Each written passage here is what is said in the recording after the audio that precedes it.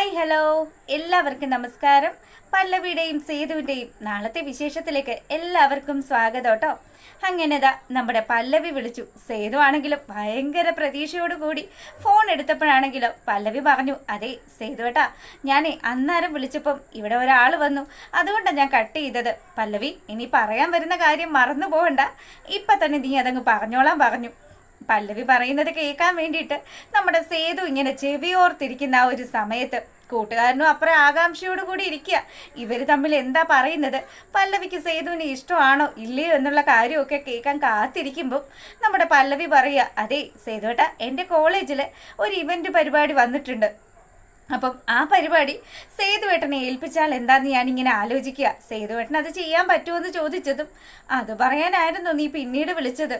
എന്തായാലും ഇപ്പോൾ ഒരുപാട് ലേറ്റ് ആയില്ലേ, പരിപാടിയുടെ കാര്യം ഞാൻ നാളെ വിളിച്ച് പറയാമെന്ന് പറഞ്ഞു.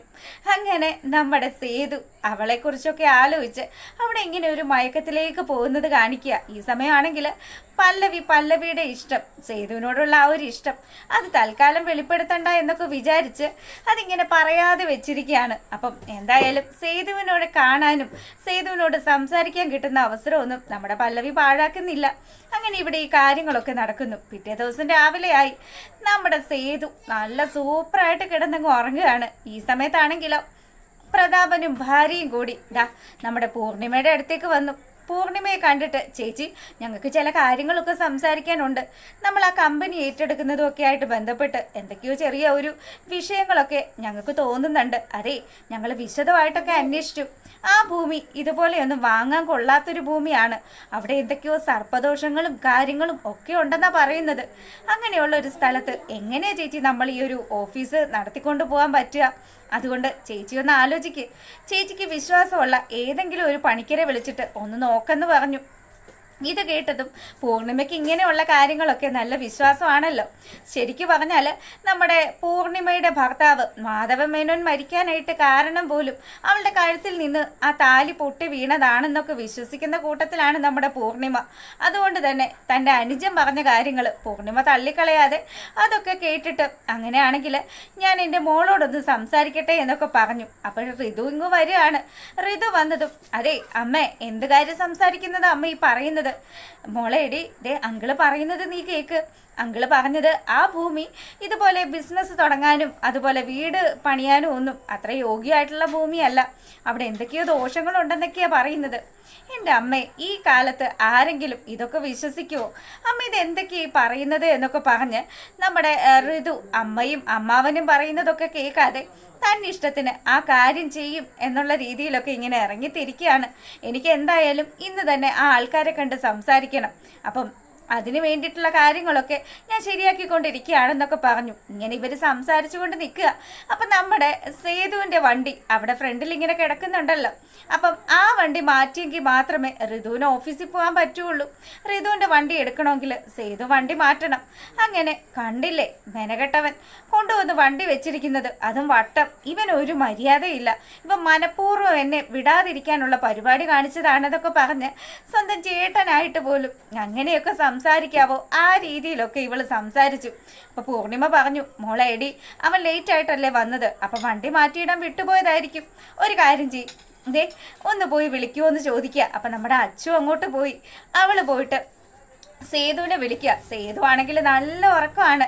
രാത്രി നമ്മുടെ പല്ലവിയോട് സംസാരിച്ച് സ്വപ്നമൊക്കെ കണ്ട ആശാൻ അങ്ങ് ഉറങ്ങിയത് ഇപ്പം അവനെ നല്ല രീതിയിൽ കിടന്നങ്ങ് ഉറങ്ങുക. അങ്ങനെ സേതുവിനെ വിളിച്ചു. അപ്പം ദേ ആ കാറൊന്ന് മാറ്റിയിടാവോ, ഋതുവിന് ഓഫീസിൽ പോകാനുള്ളതാണെന്ന് പറയുമ്പം നമ്മുടെ സേതു വണ്ടിയുടെ കീ തപ്പാൻ തുടങ്ങി. കീ തപ്പിയിട്ടാണെങ്കിൽ ഇവൻ ഇത് എവിടെയാ വെച്ചതെന്ന് പോലും കറക്റ്റായിട്ട് ഓർമ്മയില്ല. അങ്ങനെ ഇവൻ ഇവിടെ തപ്പിക്കൊണ്ട് നിൽക്കുന്ന ആ ഒരു സമയത്ത് ഋതുവിൻ്റെ അടുത്തേക്ക് അച്ചു വന്നു. അപ്പം അച്ചുവിനോട് ചോദിച്ചു, എടി എന്ത് പറഞ്ഞു, കാറിൻ്റെ കീ കിട്ടിയില്ലേ, അവനിങ്ങോട്ടെന്താ വരാത്തെന്നൊക്കെ ചോദിക്കുമ്പം ചേച്ചി അത് വണ്ടിയുടെ കീ കിട്ടിയിട്ടില്ല, എന്തായാലും പുള്ളിക്കാരൻ അവിടെ തപ്പിക്കൊണ്ട് നിൽക്കുകയാണ്, നീ ഒന്ന് അടങ്ങെന്നൊക്കെ പറഞ്ഞ് ഇവളെ ആശ്വസിപ്പിക്കുന്നുണ്ടെങ്കിലും ആ സമയത്ത് നമ്മുടെ അമ്മായി ഒരു കൗണ്ടർ അങ്ങ് അടിക്കുക. പുള്ളിക്കാരി പറഞ്ഞു, അതെ ഞാൻ അപ്പോഴേ പറഞ്ഞില്ലേ, സർപ്പദോഷമുള്ള സ്ഥലമൊക്കെ വാങ്ങിച്ച് അവിടെ എന്തെങ്കിലും ഒരു സംരംഭം തുടങ്ങിയാൽ ശരിയാവില്ല എന്ന്. ഇപ്പം നിനക്ക് മനസ്സിലായില്ലേ, രാഹുകാലത്തിന് മുന്നേ ഇങ്ങനെയുള്ള കാര്യങ്ങൾക്കൊക്കെ ഇറങ്ങിത്തിരിക്കണം. അതുകൊണ്ട് ഇപ്പം അതിനുള്ള സമയമൊക്കെ കഴിഞ്ഞു. ഒന്ന് പൊയ്ക്കേ ആൻറ്റി. എനിക്ക് എന്തായാലും എൻ്റെ തീരുമാനത്തിൽ നിന്നും പിന്നോട്ട് പോകാനൊന്നും പറ്റില്ല. ഇത് സേതു മനഃപൂർവ്വം ചെയ്തു വെച്ച പണിയാണ് എന്നൊക്കെ പറഞ്ഞ് ഋതുവായി വരുന്ന കാര്യങ്ങളൊക്കെ ഇങ്ങനെ വിളിച്ചു പറയാൻ തുടങ്ങി. ഈ സമയത്താണെങ്കിൽ കേട്ടിട്ട് നമ്മുടെ സേതു ഇങ്ങോട്ട് ഇറങ്ങി വരികയാണ്.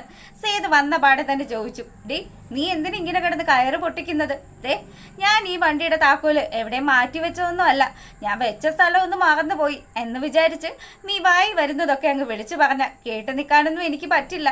നിന്നെയൊക്കെ ഇങ്ങനെ വളർത്തി വഷളാക്കിയത് ദാ നീ നിൽക്കുന്ന നിന്റെ അമ്മയാണ് എന്നൊക്കെ പറഞ്ഞ് പൂർണിമയെക്കുറിച്ച് ഇങ്ങനെ കുറ്റം പറയുകയാണ് സേതു. പൂർണിമയാണെങ്കിൽ ശരിക്കും പൂർണിമയുടെ നന്മയൊന്നും നമ്മുടെ സേതു തിരിച്ചറിഞ്ഞിട്ടില്ലല്ലോ. സേതുവിന് ഒരുപാട് ഇഷ്ടമാണ് നമ്മുടെ പൂർണിമയ്ക്ക്. ഒരു മകനോടെന്ന പോലെ തന്നെ സേതുവിനെ ചേർത്ത് നിർത്താനായിട്ട് ആഗ്രഹിക്കുന്ന ആ അമ്മയെക്കുറിച്ചിട്ടാണ് നമ്മുടെ സേതു ഈ കുറ്റമൊക്കെ പറയുന്നത്. അപ്പം അത്തരത്തിലുള്ള ഒരു ഗംഭീരമായിട്ടുള്ള വിശേഷമാണ്. എന്തായാലും പ്രതാപനും ഭാര്യയും വന്നിട്ടുള്ള കാര്യം നടക്കുകയോ ഇല്ലയോ എന്നുള്ളത് കണ്ടു തന്നെ അറിയാം. പിന്നെ എല്ലാവരോടുമായിട്ട് പറയാണ്, നമ്മുടെ ഫോണിന് ചെറിയൊരു കംപ്ലൈൻറ്റ് പറ്റിപ്പോയായിരുന്നു, അതുകൊണ്ടാണ് വീഡിയോസ് ഡെയിലി അപ്ലോഡ് ചെയ്യാൻ പറ്റാതിരുന്നത്. അപ്പോൾ എല്ലാവരും ഒന്ന് ക്ഷമിക്കുക. നമ്മുടെ കൂടെ പഴയതുപോലെ തന്നെ എല്ലാവരും ഉണ്ടാവണം. സപ്പോർട്ടും സ്നേഹവും ഒക്കെ തുടർന്ന് പ്രതീക്ഷിക്കുകയാണ്. അപ്പം എല്ലാവർക്കും നല്ലൊരു സായാഹ്നമൊക്കെ ആശംസിക്കുക കേട്ടോ. അപ്പോൾ ഓക്കെ, ബൈ.